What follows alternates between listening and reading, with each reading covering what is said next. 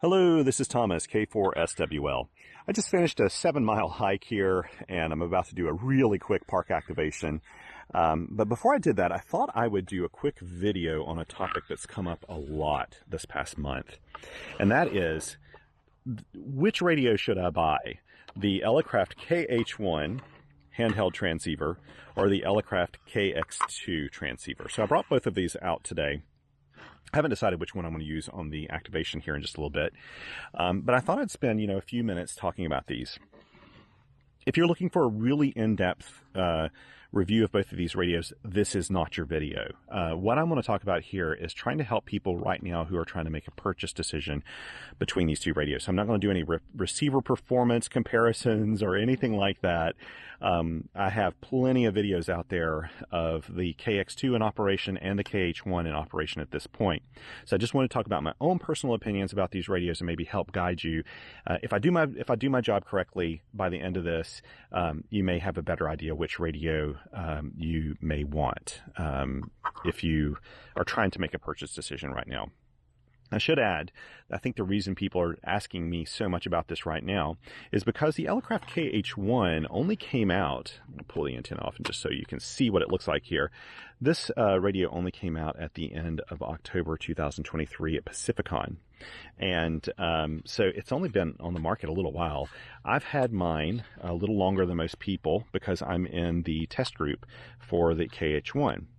And so I probably had it 5 or 6 weeks or something like that from the time this video has been posted.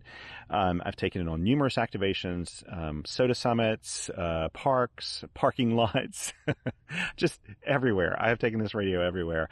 But I've only got, maybe 5-6 weeks experience with it, but I feel like I have definitely formed some opinions during that time. I should add that even though I'm a volunteer tester of this radio with Elecraft, I bought my radio. We are volunteers. We still buy our radios just like everybody else. So I purchased my KH1 just like anybody else would. My KX2 I also purchased back in, I think 2016, I think is when these came out. And I got it pretty much right after they produced these. I had been a KX3 owner for a few years already.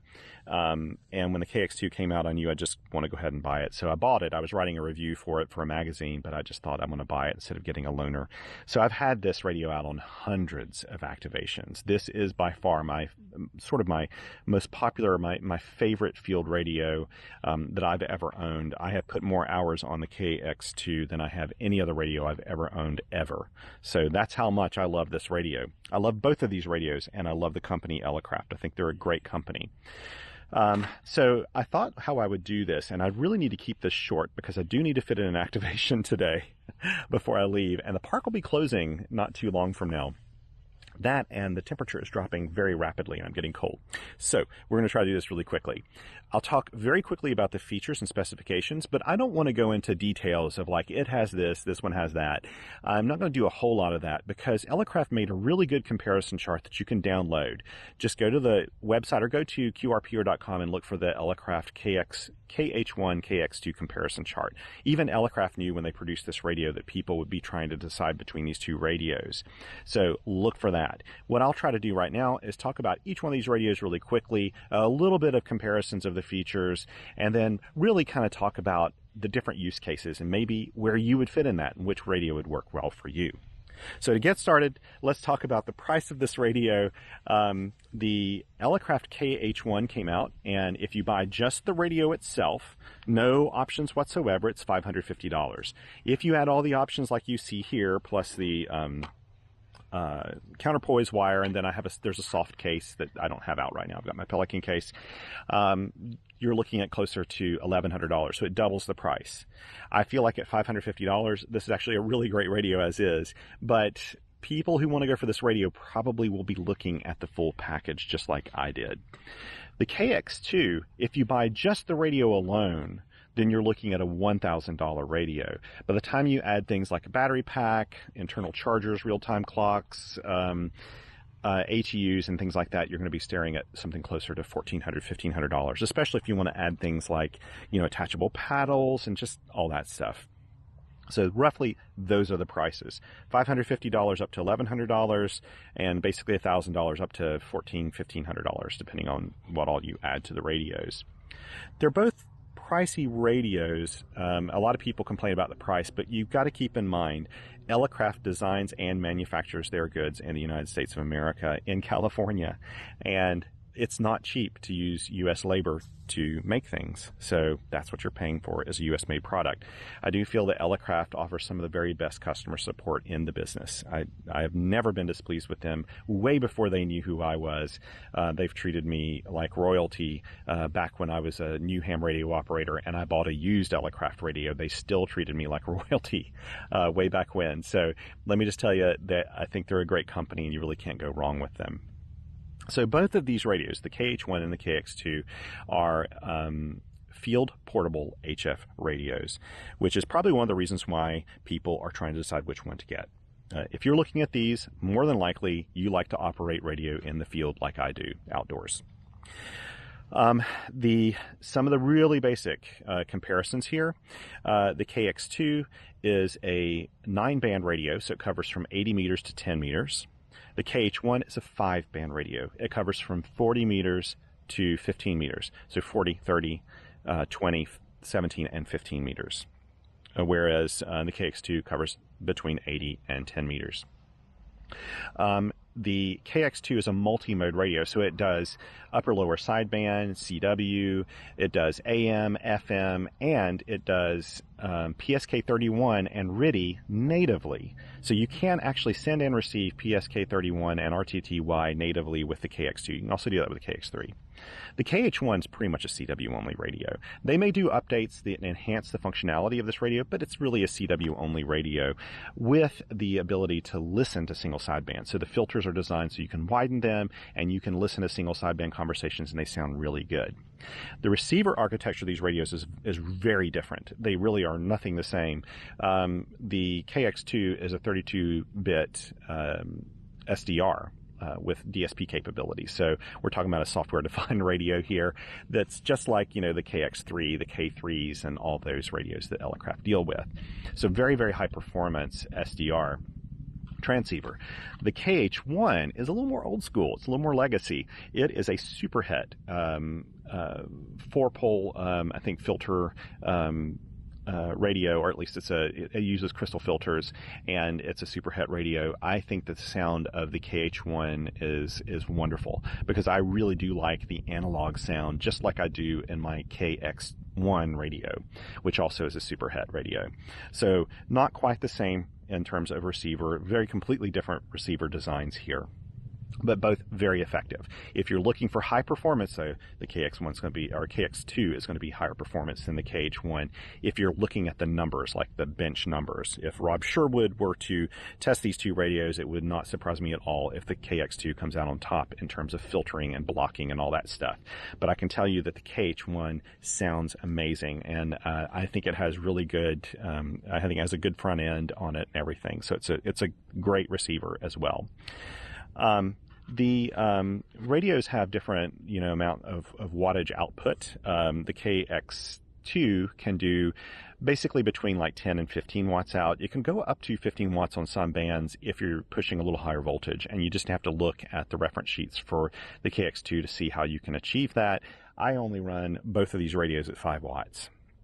So I never am using higher amount of power. However, since the KX2 does single sideband, I do think it's really advantageous when a lot of people consider 10 watts single sideband to be QRP. I consider it to be that way, and a lot of QRP contests consider single sideband 10 watts to be QRP level.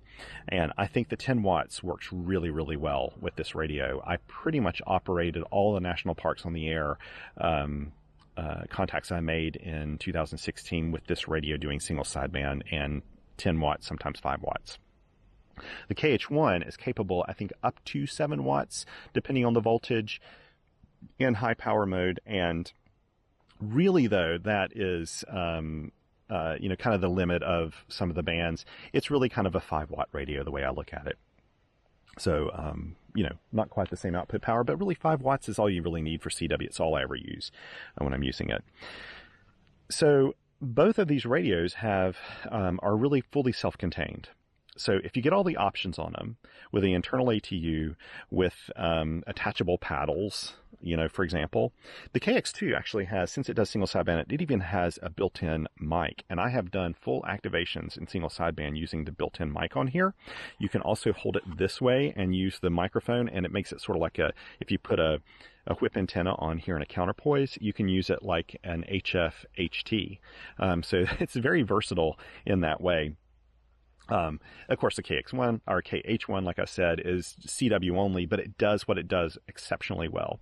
So if you get all the ATU options and everything with it, the ATU basically comes with coils. These loading coils like you would have with the Elecraft AX1 antenna. It's like they're built into the radio already. So you can just hook up this telescoping whip, extend it, put on the counterpoise, and you're on the air in no time. So it's like having a built-in AX1 antenna with the radio, which is kind of cool. As you can see, like the controls are just very different layout of controls, very different screen on these radios. I'll kind of show you really quickly if you can see it in this lighting here. Which is not actually the best right now. There's a really high contrast, but basically this is a 2-line LCD display here on the KH1. It's actually pretty information packed. I like it. You can easily view it in the field. When you're out and about, no matter what the sun's doing or whatever, you can read it. I don't have my reading glasses on right now, and I can read everything on this display very easily. The KX2 has basically the Elecraft look display like you would have on the KX3, the K3, those radios, and it's also super easy to read in the field. But there are more controls on the KX2. So one more thing I'll touch on really quickly while I was talking ATUs a minute ago. The ATU in the KX2 is what Elecraft would call a wide range ATU. And it's what I call that too, because frankly, it just will match anything. You could hook this up to a gutter. My buddy Vince, VE6LK, has hooked it up to wet string. It will tune that stuff. It will match it. It just is an exceptionally good ATU at matching. It has the same ATU. The KX2 ATU is the same as the KX3 and the Elecraft T1 antenna tuner. So very, very exceptionally, it's a exceptionally good ATU. The one in the KH1 is what Elecraft calls a medium range ATU in terms of matching. So it matches pretty much any antenna you throw at it, but it doesn't have the matching range of the KX2. Now, so far, I have not found a time when it wouldn't match what I've put on this radio, and I've used probably 5 different types of antennas.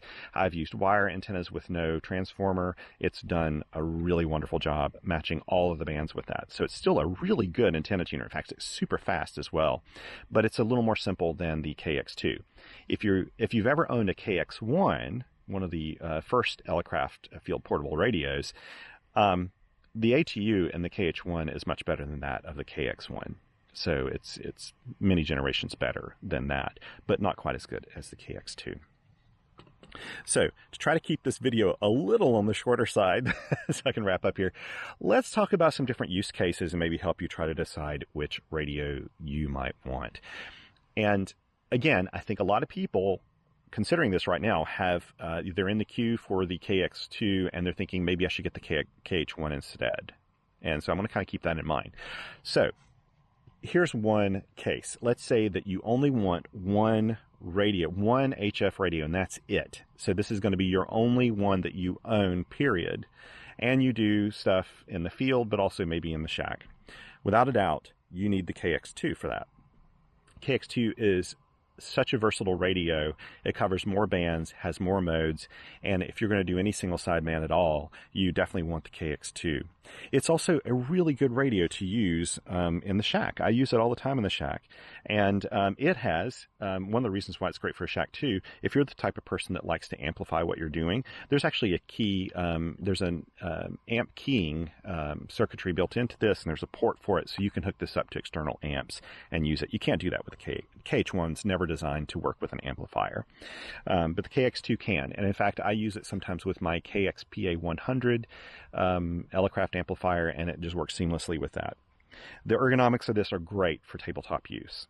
The KH1 is not bad for tabletop use. In fact, it's much better than the Mountain Topper series radio. You can still get to the AF gain, the VFO, everything here. You can use this as a tabletop radio. Of course, you wouldn't do that if you had the whip antenna on here, but if you're using a wire antenna, that's not a problem at all. You could just sit here and play all day long. It'd be very easy to do, but it's not quite as good as the KX2. Let's just be honest.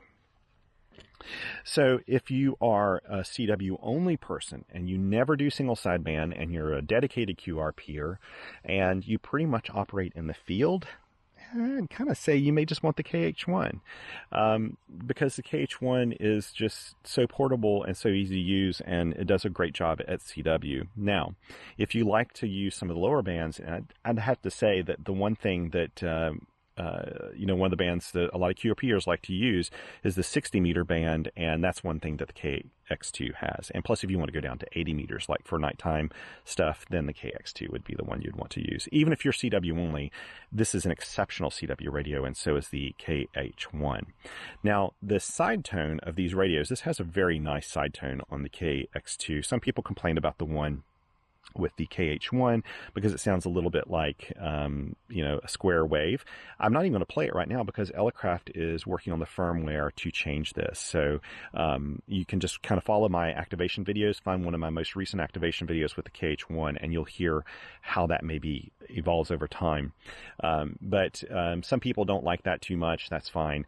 Both of these, I think, use pin diode switching, so there's no switching relays or anything like that in single sideband. The KX2 has just a much deeper set of features. There's just so much you can tailor with the KX2. The KH1 has a lot more features I ever would have guessed it would have, but it's not on the level of the KX2. So if you're the type of person who likes to tinker maybe with your receive EQ, your transmit EQ, your if you're doing voice, then the KX2 would be a really good option for that. Also, if you're a shortwave radio listener who likes to use a general coverage radio to listen to shortwave bands, while the KH1 does that between I said 6.7 to 22 megahertz or something, it's not as good as the KX2. The KX2 has an AM mode, and you can tune to a broadcaster. I think it sounds really good. There's even audio FX setting that broadens that sound a little bit more, makes it sound more spacious. So it sounds really, really good. So that's another use case for the KX2. Now, if you are a SOTA activator and you really only do CW, I would go with the KH1 because it's just so tiny that you can pack it in a pack and you can go on a super long hike. I just went on a 7-mile hike, had this in the pack, and this was maybe one of the lightest things in my pack. I think it weighs about the same as my first aid kit or something. It's so super lightweight. So I'd say this makes SOTA very easy.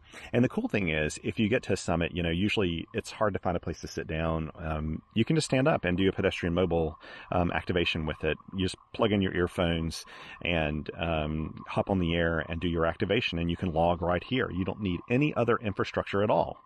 And that's one of the great things about it.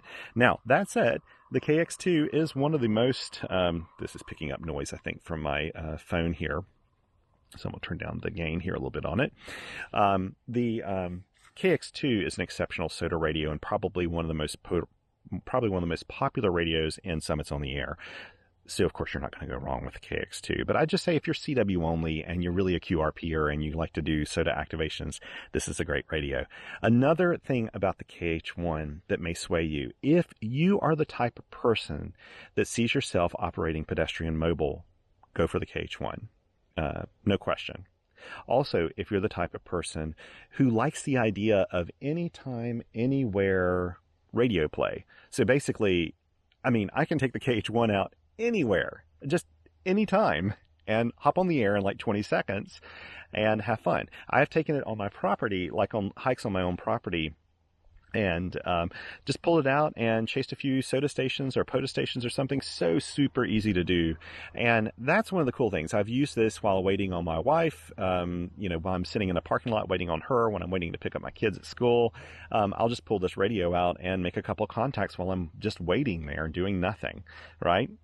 So that is a really appealing thing about this radio. Now the KX2 is almost that level of portability, and up to this point was probably one of the most versatile portable radios out there, but the KH1 just takes it to a different level. It really makes things accessible. If I use my AX1 antenna with my KX2, I can be on the air in less than 2 minutes. If I'm using the KH1, I can be on the air in 20 seconds. So it's just that much faster, that much easier, that much more portable. And again, requires, I don't need a place to sit down. I can just stand up and use it. So it's just so easy. If you're a traveler, and both of these radios are great for traveling. They really are. I have taken my KX2 all over the place on flights. I've taken it in cars. I have taken it everywhere. It's been in several countries. And I don't hesitate to take it. It's very compact, very easy to take with you. The KH1 takes it to another level though, because it's just so small and so lightweight. I am a one-bag traveler, and all of the bags I take with me, I only take one bag with me when I go on flights, and it has to fit under the seat in front of me. That is my requirement with my bags, because I don't like to be separated from my luggage. Because sometimes I have really quick connections, or their flights are late or something. I just don't want to be separated with it and then arrive at my destination and then I have to wait for my luggage a day or two. I just like stuff to be with me when I'm, traveling. And I just find it's the more simple way to travel. Well, the KH1 is just so tiny that when it's packed up, it doesn't take up any space at all. It's like just nothing. I wouldn't even need to keep this in a case. To be honest with you, this works fine. I mean, you do have a wire that you need to keep bundled up, with it to use as a counterpoise. But this is it protects itself. This cover on the top of it really works to protect it. So there's no real reason that you need to keep it in a heavy-duty case. I do keep mine in my Pelican Micro M40 case because I like it to be in a crush-proof case, pretty much. I wouldn't necessarily do that with a flight, but I do it when I'm doing soda hikes and things like that, because if I drop my backpack or I fall on it, I'm not worried about it being broken. So if you like to travel, so if I were to fly to, say, like, I don't know, Germany, and it was a fairly short trip and I didn't think I'd have enough time to play radio, but I wanted to take a radio with me anyway, it would be the KH1 each and every time. If I was going to go somewhere for a month, and I'd probably take the KX2 with me, because maybe I'd want to do some single sideband. Maybe I'd want to work a little bit later in the evening doing contacts, and I'd want 80 meters. So that makes it accessible. And for example, even this radio, when I have it packed away, and this is just one of the packs I use for it, it's not that big. Let me put up got something here. I'll show you. It fits in this pack just fine. And this is not a big pack. And in fact, if I were traveling, doing air travel, I've got an even smaller, just little pouch I can stick this in, and it would work just fine. And this is actually a little bulky to protect it. There's a lot of pine needles on it. Actually, I packed this one away. I'll show you this, and then we'll kind of come to a conclusion here. So we'll move on, and I need to set up one of these radios to do an activation. Basically, I just set it across like this Pelican case. I've got a whole video on Pelican cases for this radio, but you can't keep the antenna. It's just slightly too long for that, but it fits in here, and this is a small case, and you can just see the difference in the size of the cases here, and you get an idea just how small this radio is. It's just amazing. It's just so compact and so amazing, and I love it. So, but I love both these radios. I love both of these radios so much that I want two of them. Each. I really, really love them. And so you can't go wrong no matter what your choice is. But I hope at the end of this video, I've given you a little bit better clue about why you might want one radio over another. And feel free to comment and ask questions. And if you've got other radios that you think are better, maybe better at doing this, feel free to comment and talk about that. I like my YouTube channel in that we don't have a lot of trolls on our channel. So I think it's a great place to share ideas if people have other radios and other things that they like to use for travel, for field portable use, for all that. And but these two are fantastic, wonderful radios. And if you're considering one of them, I think you're considering a great radio, whichever one you end up getting. Anyway, thank you so much for your time here. I'm going to have to make this activation so incredibly quick. I'm not even sure I'm going to film it at this point because it is getting late, and they're going to close down the park here pretty soon as they're in their winter hours now. So thank you so much, and take care. Feel free to comment. Thank you so much to my Patreon and Coffee Fund supporters. I really appreciate it. And until next time, take care and 7 twos.